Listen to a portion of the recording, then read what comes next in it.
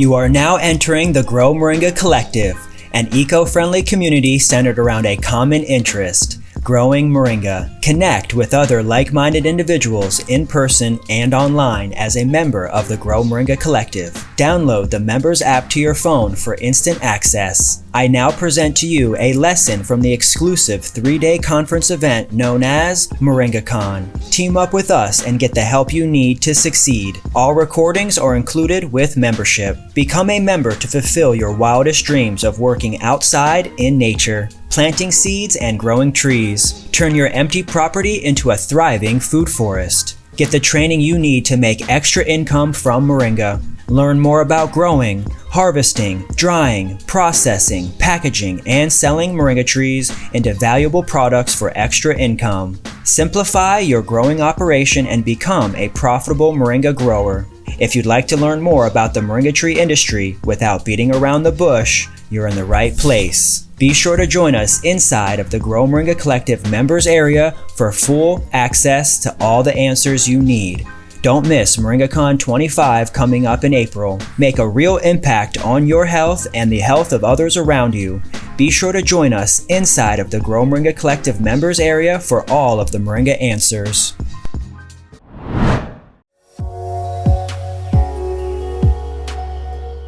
If you're growing moringa and running into pests and problems, well, don't worry, because you're not alone. The good news is that there are simple solutions to help keep your moringa trees thriving and pest-free at the same time. And here's the secret. Healthy soil equals healthy trees. When your soil is rich in nutrients and full of life, then your moringa trees are naturally going to be able to fight off pests, diseases, and also the imminent frost that usually rolls through sometime during November, December, January, February, and even in March. She's going to make it. She's going to come back. She got hit pretty hard this last frost, but she's going to do well. I can feel that some of these pieces up here are dead, but as soon as I get down to this region right here, I can see that she's got some nice new green growth down here. We still have a potential for some cold weather, so I'm just going to drop some of these sticks down here to help create more fertile soil to protect her over these next few weeks before we really start a really great spring season. That's why one of the best things that you can do is focus on your soil health first. Before I planted a single tree out in this field here, I actually had hundreds and hundreds of loads of oak mulch dropped off right here in this place. I leveled it and made my rows and planted moringa trees on it. And it took about 1 year to 2 years before I could even plant a single tree in this field. Patience is a virtue, and also focusing on soil first is going to help your trees come back in case they get hit with the frost like this. You can see she's got some nice, fresh, new growth popping up here underneath all of this frost damage. This powerful strategy of oak mulching and also throwing down sticks of layers and layers at the base of each tree not only locks in moisture for when the drier season comes, but it helps prevent pests from attacking the roots. It doesn't allow the soil to become exposed. And this is really just the beginning of preventing pests and diseases from forming on your trees throughout the year. Still getting all these sticks out here. That's all right. That's all we got to do this whole winter is just build soil. Because it's about to get hot and it's about to get dry for like 2-3 months before the rain starts. And that's the most crucial time because we don't have irrigation out here in the field. So by doing this now, every time it rains a little bit, it's going to store and lock in this moisture, helping to keep these moringa trees as dry as they can survive, as well as they like it hot and dry. Because we are still doing this in a commercial setting and we still want high quality leaves and green leaves, we still want the trees to have enough moisture as they can, because these sticks are going to continue to put that water back down into the soil here over the next several months. So let's load it up. One thing we do have is plenty of sticks. And we're prepping our soil. Thanks for watching. In this next lesson that we just filmed for MoringaCon, I'm going to teach you some of the tips and tricks that you need to help grow strong and resilient moringa trees that will thrive year after year after year. Included in the lesson are natural pest control methods, preventative health and wellness techniques, and ways to boost your tree's immunity with organic solutions. Like this right here, we don't think it's just a waste product. But this waste from all of these cuttings is really the magic and the gold that we use to keep our trees healthy. Plus, trees are fungal based, and this also helps to create a layer of fungus and mushrooms and mycelium to really fight against all other bad pests and diseases. And remember, if you ever need ongoing support, any expert advice, any real-time updates from a moringa industry leader, then just become a member of my Grow Moringa Collective agricultural community. Just click the link in the description below, and that way you and I can start growing more moringa trees together to help even more people this coming spring. This summer, we want to produce the most amount of moringa we have ever done together as a team, and we could really use your help. People ask me all the time, how can I help? How can I help? And the biggest thing that I need help with is that we are each doing our part to grow as many moringa trees as possible, so that way we can come together and sell it all together under one brand inside of our online shop. So that way we can decentralize the amount of labor and energy and time and cost for one person on one property, when we can cover hundreds of properties over the entire United States, and we can fulfill a lot more orders together. When an order comes in from Florida, some of our growers will fulfill that order in Florida. When an order comes in Texas, some of our members will fulfill those orders coming in from Texas. When orders are coming in from California, those growers can fulfill those orders that are coming in from California. So if you've got moringa or you want moringa to sell, and you're just getting your operation going here in your head first, jump into the members area, learn how to do what we do, so that way when you do have a supply, a healthy supply, pest-free, and you've got your soil established and healthy, then you can come in and become an effective producer inside of our agricultural collective. So that way you take the time to learn first, then you can grow, then you can figure out how to do all the selling, and at that point you become an official owner in your own moringa business. I want to foster the relationships between moringa growers and entrepreneurs, and also help to establish better relationships between buyers and growers and sellers. So thanks a lot for learning, and enjoy today's lesson. Peace and love. I'm Kendrick, your local USA moringa farmer. And if you need me for anything, give me a call, 813-696-6676, or just text the word collective and I'll give you a call back. Thanks a lot for your time. Peace and love.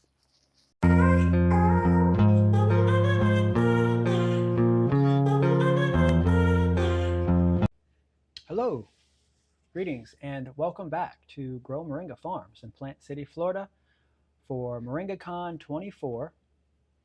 We're here, it's a lovely Sunday. We're almost finished with our entire series. We've been live every hour on the hour since Friday. So we do teaching and workshop and Zoom calls here during MoringaCon We also have had several people come and visit us during the meetings, and we're also looking forward to really scale this conference coming this April. So in 6 months from now, we're actually going to have another MoringaCon 25, and it's going to be the first week of April to jumpstart the new year, the new farmers year, and also our production season, kick off our production season. So that's going to be fun. In this episode, we're going to talk about Moringa pests, problems, how to establish power on your property with Moringa, and also how to build soil, utilize Moringa's natural drought tolerance with minimal watering and irrigation. Lovely.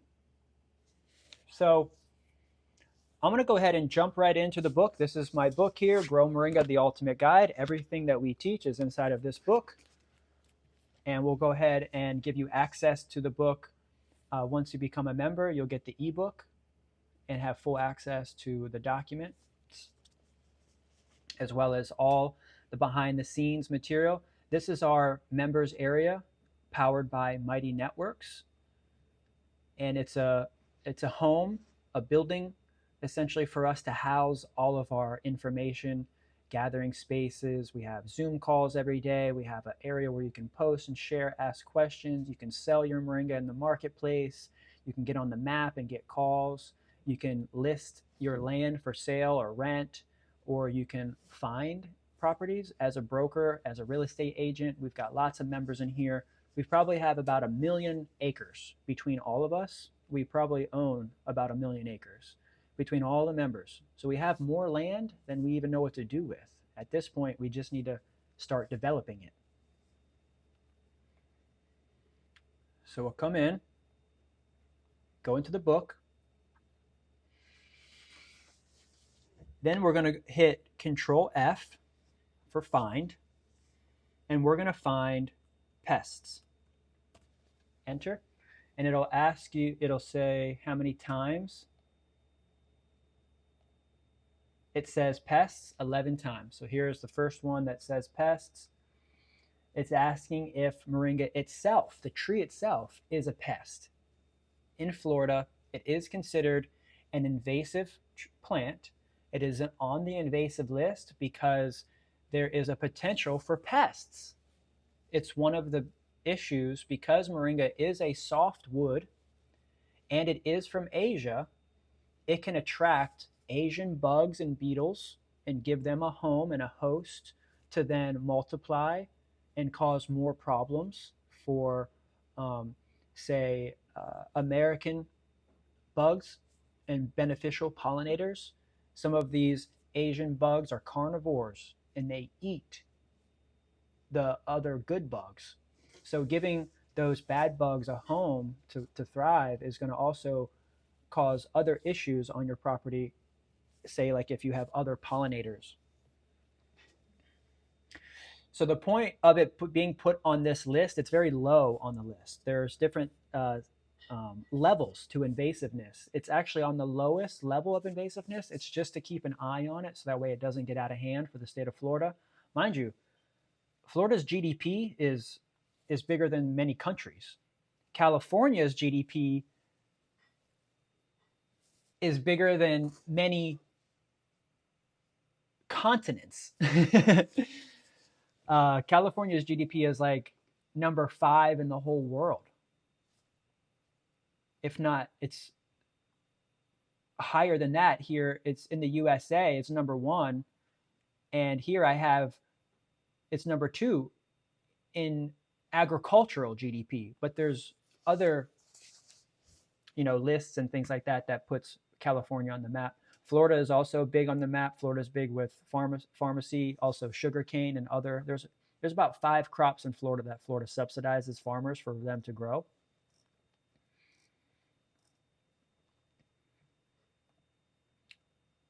I actually lay out some of the pests specifically here. This is talking about those foreign pests. You want to make sure you're also not shipping any trees. We were just having that conversation where I went into the bucket where there's flowers, and flowers usually host the most amount of pests and bugs. And I went into the bin where we have a bunch. This has been on my mind a little bit, and I want to make sure that this channel helps you learn more about the moringa tree. But 58% of the people who watch this channel on a regular basis are not even subscribed. Do our collective of hardworking moringa growers a huge favor before we start today's lesson. If you like the moringa tree and you'd like to support us in some way, the easiest free way you could help our mission is by hitting the subscribe button below. We're going to listen to your feedback and share more educational videos. We're going to find the answers you're craving and need to know. Thanks. A bunch of loose flowers, and I looked in it and I'm scouring to see if I see any bugs. Everything that we have here is in bins. We separate everything once it's in the dry room, and I also have bug catchies and black lights and zappers in the dry room to help reduce any of that larva or bugs. Then once it's brought into the lab and it's being sifted, there's more bug catchies, there's more black lights, there's more things, and it's closed in sections to make sure that no bugs are getting out into each section, especially getting out into the store. That's also why before we bring it out here, it's frozen. So you might have heard me earlier in the day when we had our helper come in. She was like, hey, what do we do? And I say, go ahead and grab the greens from the freezer and go ahead and begin to package. They were in the freezer for 72 hours. So for 3 days, helps prevent any larva from hatching, and it breaks that life cycle. They usually only live for like 3 days anyways.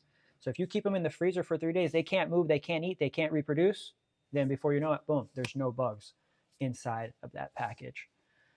We're dealing with an organic product, so there's going to be things from the field that get brought into the dry room, that get brought into the lab, and so that's why we're constantly spraying down with alcohol. We're constantly cleaning, blowing it out, dusting it out, and pushing all of the larvae and bugs out before it even reaches and comes into the laboratory. So very clean, strategically chambers where you have outside to inside, and before it gets into here, there's lots of levels. We don't just bring loose leaf into here. This is a clean area that we go in through the entrance of the dry room. Then from there it goes into the laboratory, and each time it's being zapped and irradiated, essentially, right? The way that we irradiate all the bugs and pests is just through freezing, 3 days.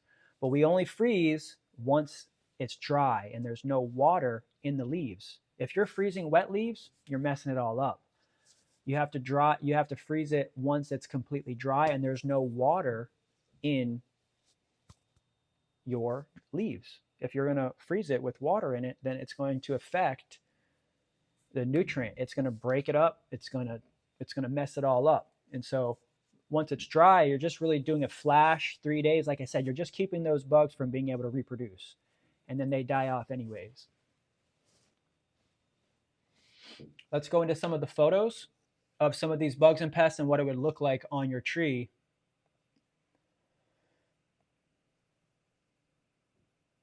Just looking through, we're just clicking the over button, going through all of the times the book says pests.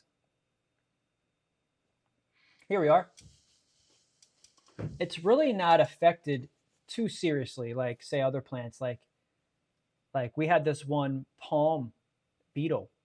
It was a weevil beetle or something a couple years ago, about 5 years ago, took out all the palm trees on the highway, all of them. You just would be driving down the highway and you would just see dead palm tops, just deaded. And that means that the DOT paid tens of thousands of dollars, hundreds of thousands of dollars, millions of dollars on these trees, because these trees sometimes take 10 years to grow. And they're buying them for $10,000 from nurseries. I did that, and I actually worked on a tree farm where I had somebody say, if you sell this tree, this plot of palm trees for $10,000 a piece, I got paid $1,000. I got 10% off of every sale that I sold. If I sold a palm tree for $10,000 and they came and picked up the tree and dropped it off and delivered it, I got $1,000 for that. And I lived on that property. It was one of the first properties that I lived at while I was becoming a farmer. I was in school at the time. That was in 2015. Did I live there? I think I lived there, yeah, before Cherry Street. Yeah, so it was 2014, and then I was like, you know what? I'm gonna get out here. 2015, 14, 2014, 15 was when I lived out there on that 100-acre farm and was doing palm trees. But pests can attack any different plant. Let's see if we can find some of the images here that I have of the pests and what they look like. Let's see. Pretty sure that I put pest pictures in here. Yeah, to kind of show you what some of the issues look like. See, all the times, I mean, I talk about pests a lot. There's actually a lot of beneficial bugs as well. I'm just kind of going through. I want to see if there's any images. Let's see. I think I put some images in here.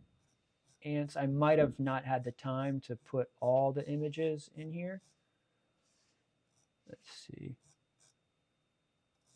I have listed out all the different types of pests and what they look like. Leaf spot, powdery mildew, root rot, fruit rot, other problems like slime mold, nematodes. Nematodes are a big issue. What are nematodes? Mostly in Florida. When you get your plant nursery license, one of the first things you do is sign up for an inspection. They're just going to come out, test your soil. They're just checking to see if you have nematodes. Small microscopic plants that prevent plants from absorbing and uptaking minerals and nutrients because they commandeer, they intercept those nutrients that are coming from the soil that are being translated into the root system.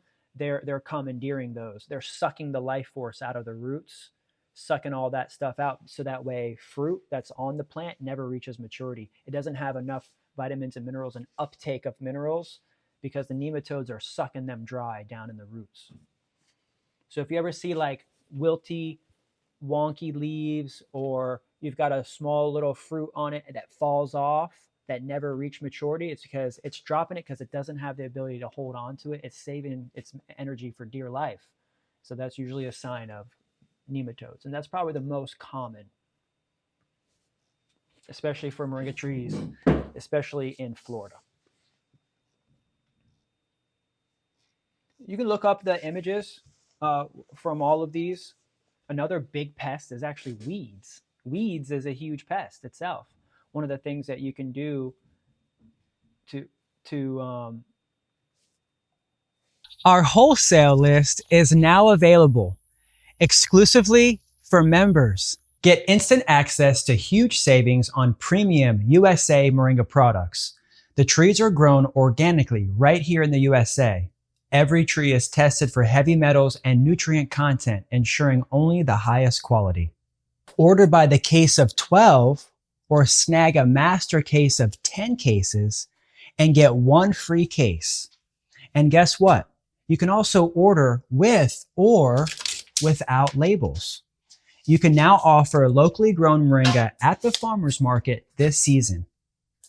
You won't find high quality moringa anywhere on any shelf like this. So why wait? Sign up for membership today and get exclusive access to the wholesale list. You can make extra income from moringa by reselling these wholesale items. Becoming more financially free starts now. Join the Grow Moringa Collective today. You could make extra income by reselling these wholesale items today. Become more financially free by joining the Grow Moringa Collective and get access to our wholesale list. I'll see you in the members area. To keep your trees healthy is making sure that they have space around the base and they're not being suffocated by weeds, especially smaller trees.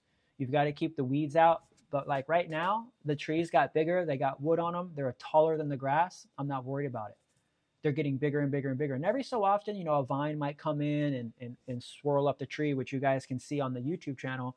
I rarely go back there to the field and just kind of try to clear out any vines or anything that's choking anything out, because it's a new system, and I had a lot of mulch dropped off to the property. And we'll go ahead and go into soil now, and we'll talk about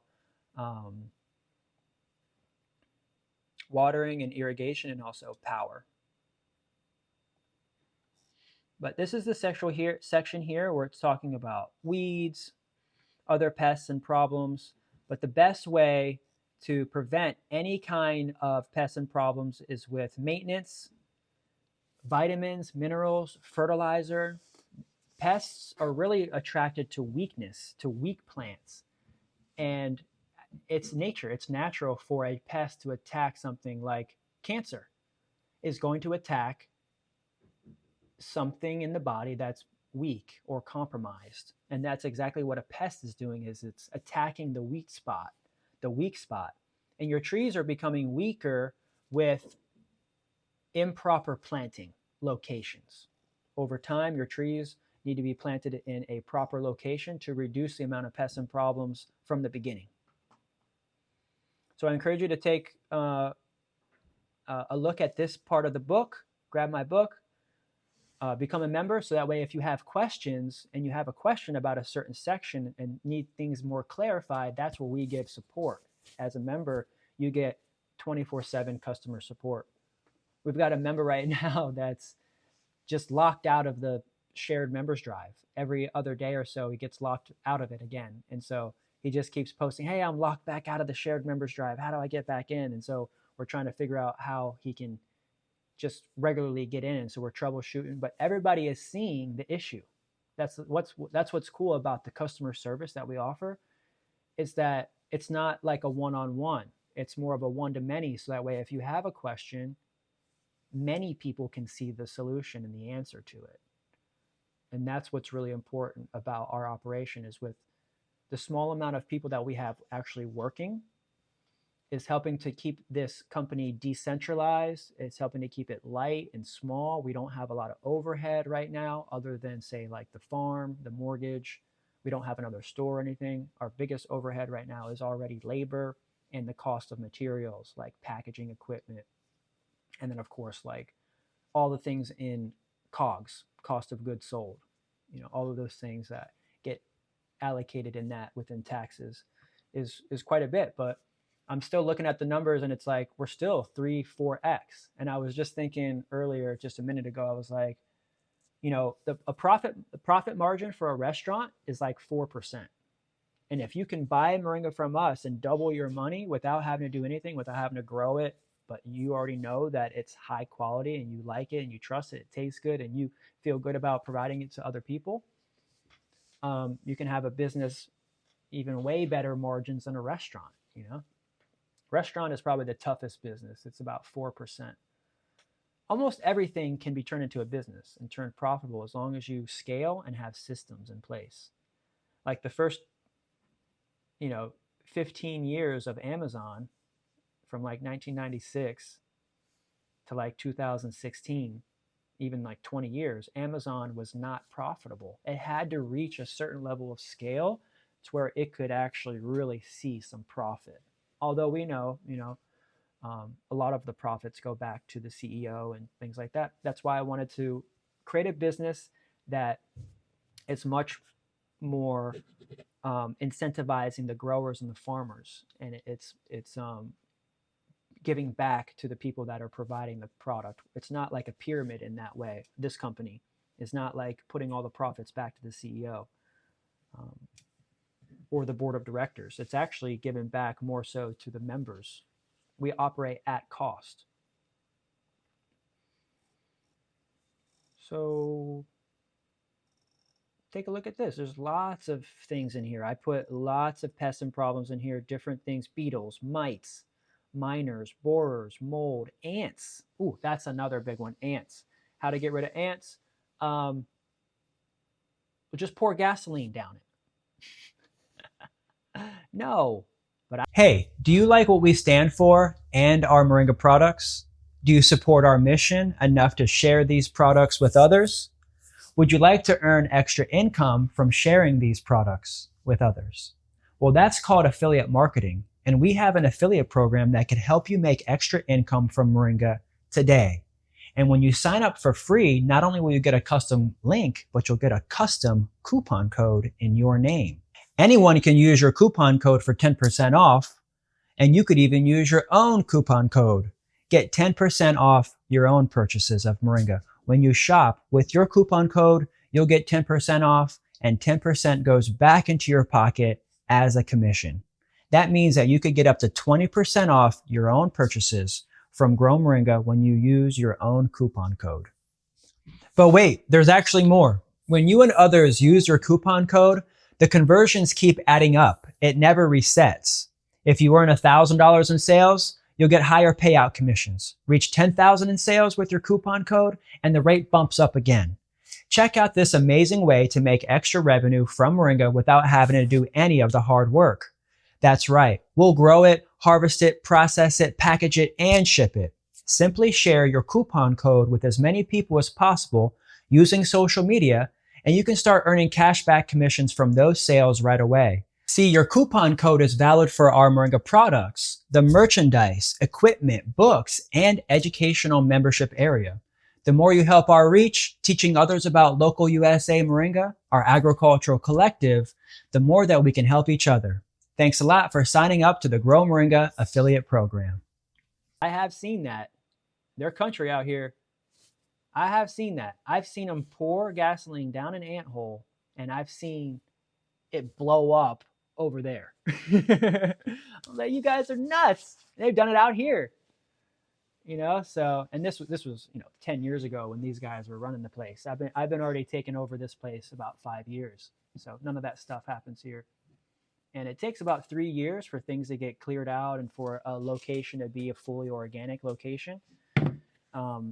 We certify our members very similar to the USDA certifies.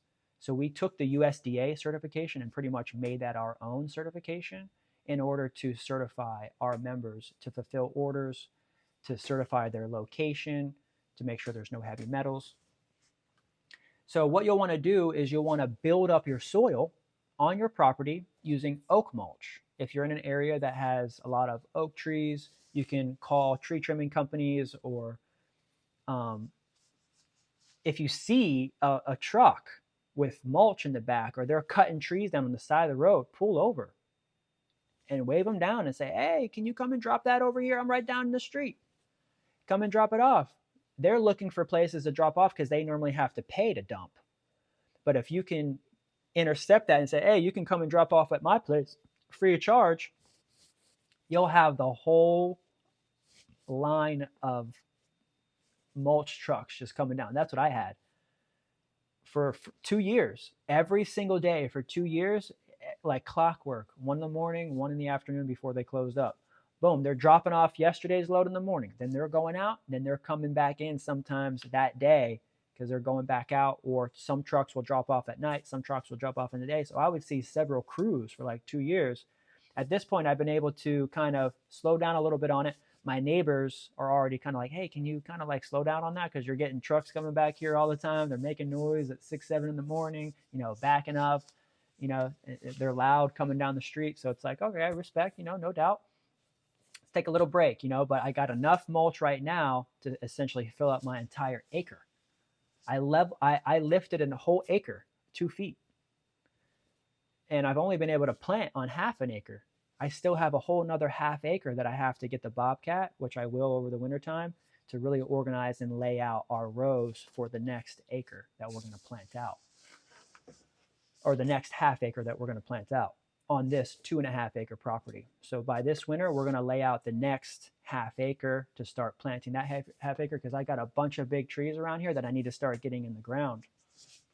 That mulch that's over there that I haven't touched has already been sitting for like a year. So as soon as I turn it and get that bobcat and start making the new rows, it's going to help break it down faster.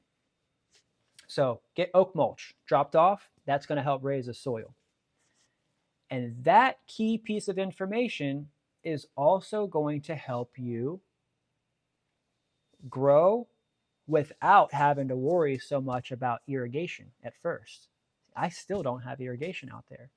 And I probably will install irrigation this winter because I realized for the first time that I'm really farming for the first time, really, really farming. Like I'm out there every day. Like we're farming now. Like, it's been 10 years of just kind of like maybe, what do they call that? Take it till you make it, just telling people that I'm a farmer. Of course, I really have been out here farming. But now with this, I feel like I have a real solid grasp on the production methods and the flow and the sales and marketing, and also just the actual field. It took about 2 years, 3 years for these trees to really start pumping out. And how did they start pumping? By harvesting. When someone says, "Hey, how much money can I make from moringa?" That depends on you, because that depends on how many times you harvest. If you harvest once a year, you're going to get that much. If you harvest 10 times a year, you're going to get 20 times as much, because every time you cut it, it splits. You cut it, it splits. You cut it, it splits. And so if you're sitting there cutting it one time, you'll get this much. But if you cut it 10 times or 20 times, you'll get this much. So that's the answer to how much money can I make from moringa? Well, you could make $1,000 an acre, or you could make $100,000 an acre. It's up to you.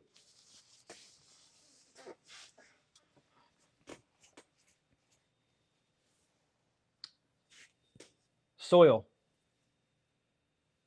Irrigation. You build up your soil, you raise up your level, you've got mulch. Then in a tropical area, like what we do is we build it up in a mound. And then we plant on that mound. If you're in a desert, you may do something the opposite, where you plant in a hole and you have a trench because it's dry. And also that trench allows shade to be at the base, preventing sun from hitting directly down in the hole. So in a desert region, you might do it much more in a ditch, in a hole. In a tropical region, you might do it much more on a mound, at the top of a mound. So there's different methods. Now just be careful, because if you are in a dry region or a desert region, if there's maybe a flash flood, or if it does flood, you also want to make sure that you have them protected, but then also maybe there's another channel that's deeper where if it does flood, there's water that can flow through that. One of the methods that our desert growers use is actually here in the book.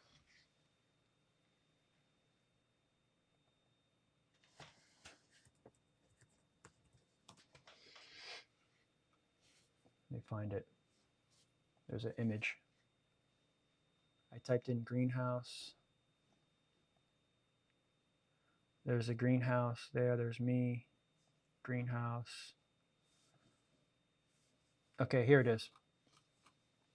Okay, so in a desert region, they built these aquifers. They dug these holes and channels down below the ground level. And they created these reservoirs down below with stones to hold water underneath the farms. These reservoirs and channels get pumped up from below to water the farm.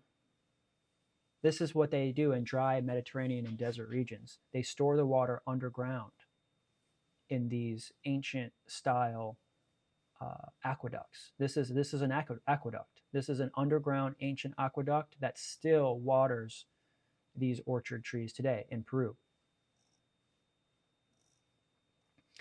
Here in Coachella Valley, California, they're using a special PVC pipe that's filled with composted soil in the ground in a desert region, and all the irrigation is under the level of gravel. Here, I have an image here for you. Let me show you.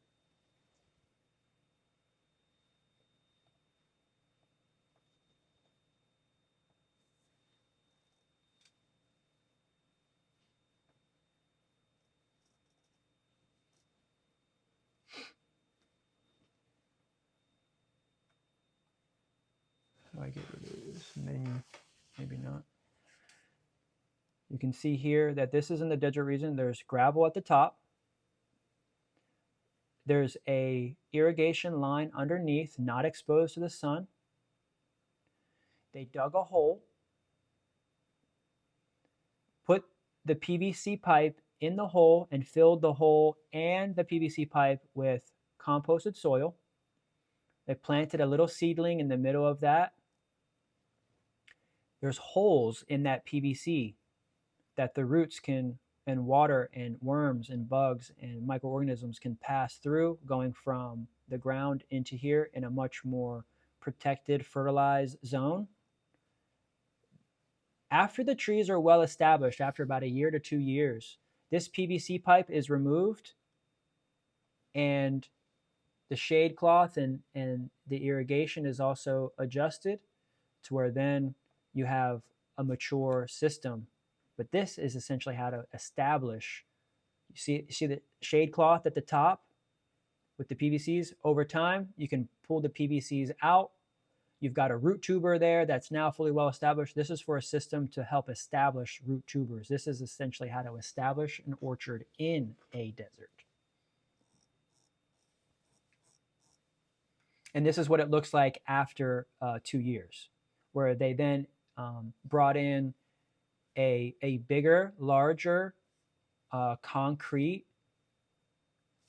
cylinder and put organic matter and water within that area right there to keep the water in that area. And this is essentially how the orchard grew up. That orchard grew up into this. They remove the shade and then bring the irrigation up as these begin to create more shade as well. You create a system like that. They might have even pulled out, like at start, maybe they were 5 feet apart. But then halfway through, they took the ones that were 5 feet apart and put them somewhere else in the field, somewhere else. So you can get an intensive thing growing in a small space first and then expand out and consistently grow out. That's exactly what we're doing. Started with a half acre. Started with actually the raised beds. Then went out to the half acre. Now I'm working the half acre to where we'll have an acre. So it's constantly phasing out and growing. Look at these olive trees grown in huge, huge pots, 1,000-2,000 pound pots above ground. And those are being shipped and delivered out for thousands and thousands of dollars. 50-year-old olive trees, as an example of how to grow things above ground. And then this is a tropical way of growing, built up on a mound with a ditch along the side that allows the water level to settle below the root ball. You want the root ball above the water level.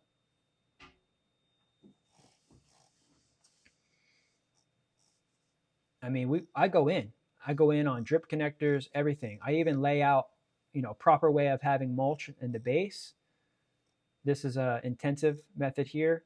And then I think I even have, this is a greenhouse method for growing where you can grow them in raised beds in your greenhouse to get them real big and bushy, especially if you live in a region that gets frost. And that's what I did here in this greenhouse here.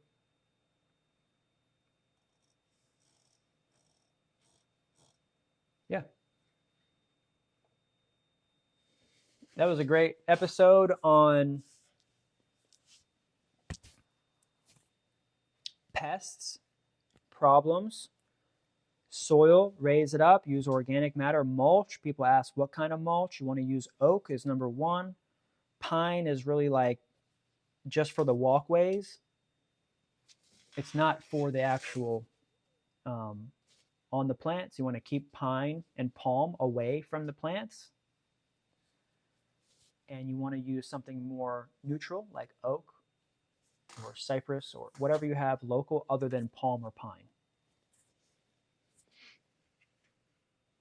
For power, you can begin to put the moringa leaves in a tank with water and capture the gas, the methane gas that comes off of the moringa, and store that and use that as cooking and other things and light and power. It's gas. It'll be essentially it's natural gas.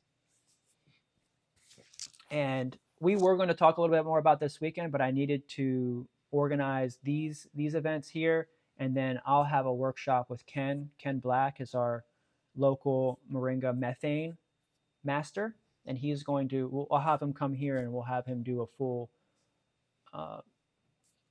full workshop with moringa methane.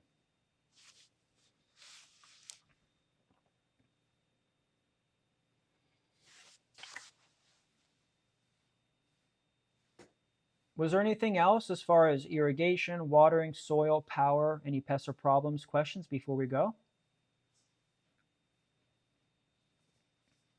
Hopefully that really made it a little bit, more overstanding as the nature of the tree, how to reduce pests, planted it high and dry, don't let it go too low and wet, planted in full sun all year in the summer and the winter, make sure that you're checking your orientation, make sure it's got full sun. And then also you're making sure that when you plant the trees and you dig a hole, you're putting fertilizer in there. So you're putting moringa powder, pellets, or also the extract, the moringa extract, so the liquid moringa. And you can make moringa extract at home too.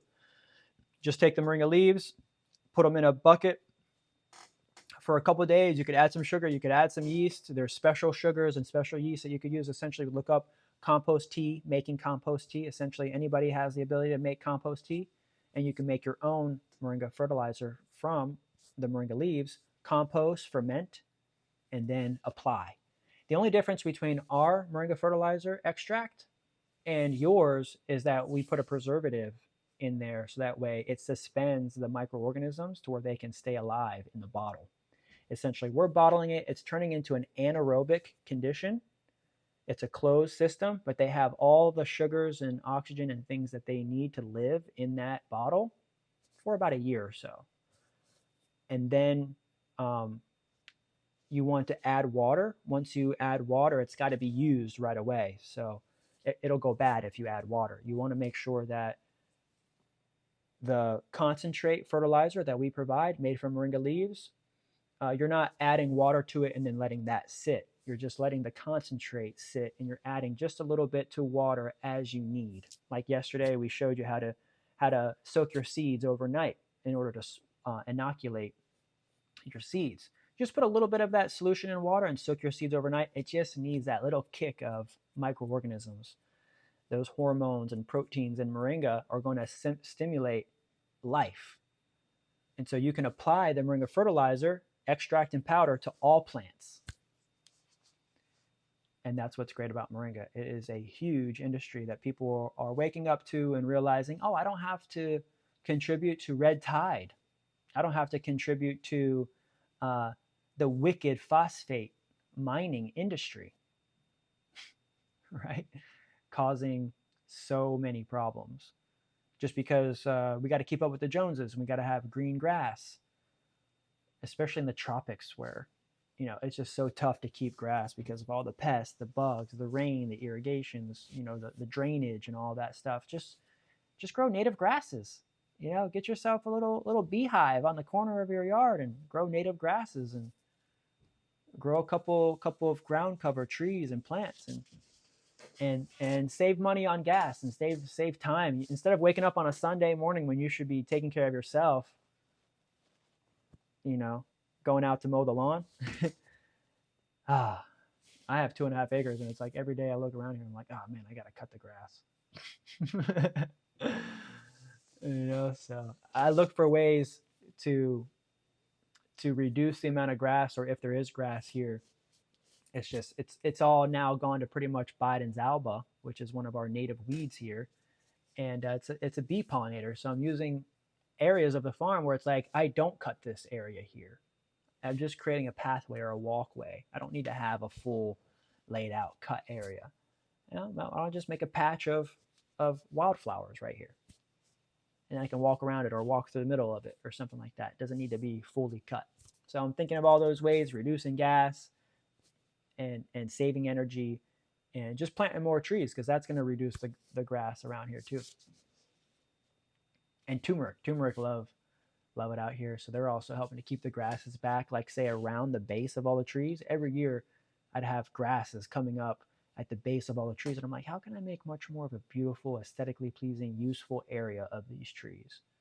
And I said, you know what, I'm going to go ahead and just plant turmeric around the base of all these trees.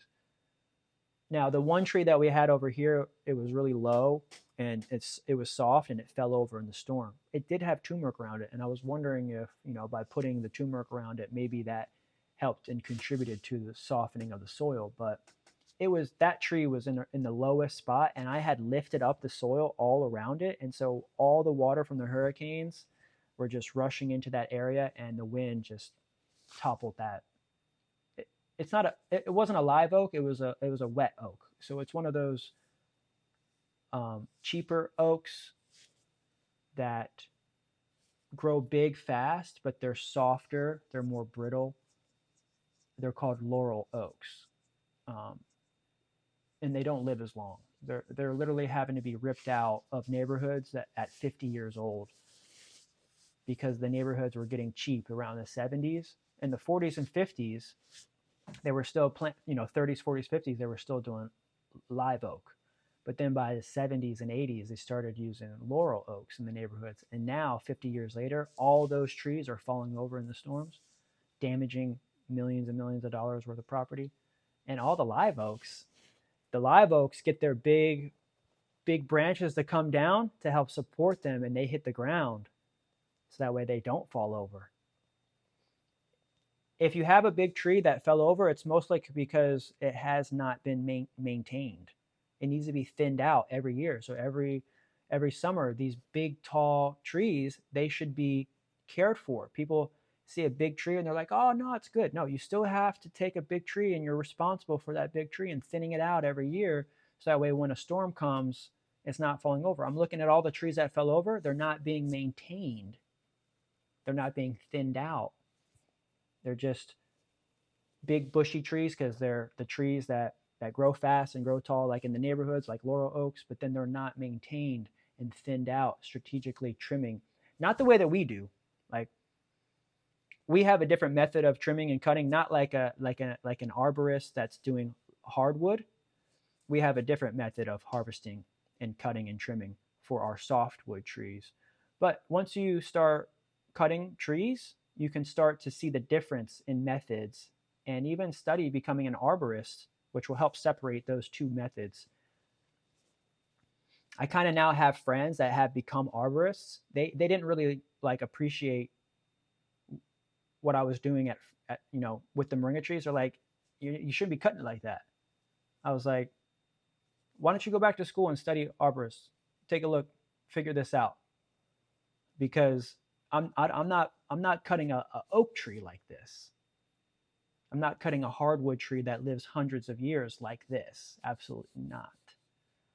I'm cutting a short living, fast growing softwood that I live off of for money. That's why I'm cutting it like this. But I'm also thinking and caring for the tree, right? We don't just come and top and do a crepe myrtle, right? We don't just come and top trees off. We're also thinning strategically. We're bringing things back. We're cutting at angles. We're making sure things are clean. And we are in nature working well with what we need to make a living from this tree, and also what the tree needs to give us care and high quality greens year in year after year for at least about 8 to 10 years. In a commercial setting, moringa is about 8 to 10. They can live 50, 60, 70, 80 years in nature. But in a commercial setting where you're cutting it back and it's soft, when you cut it back, the tree regularly all the time, over about 10 years, it kind of is like, oh, maybe I should just stay short. And so then it just stays short. So then you want to, because it learns what we're doing to it. And so over time, it just slowly begins to slow down, production slows down. And so you want to go ahead and replace that with a young, thriving, fast growing one. Okay. Well, we've got about 15 minutes or so until we come back for our next one, and then we're going to close up. We're going to finish up MoringaCon for the day. And I'm excited to get all these videos in the members area for you. So if you missed any of the episodes, you'll see them within the members area this week. That's going to be my main goal this week, is to get all of these videos edited and in the members area for you. And then over the next couple months, I will be making them public to YouTube. So at first, all the members will have access for a while. They'll have all the videos to watch first and foremost. And then over time, I will make them more available over the next 2 to 3 months to our subscribers on YouTube.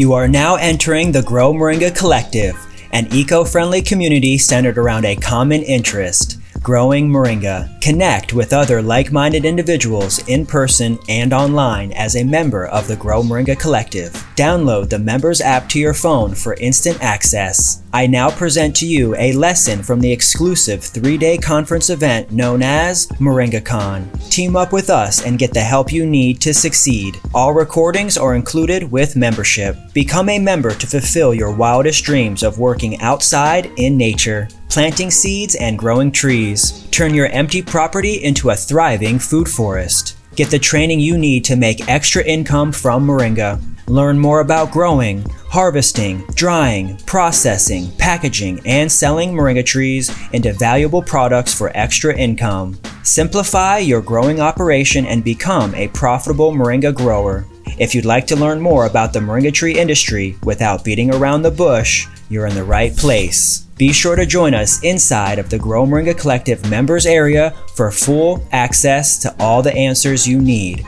Don't miss MoringaCon 25 coming up in April. Make a real impact on your health and the health of others around you. Be sure to join us inside of the Grow Moringa Collective members area for all of the moringa answers.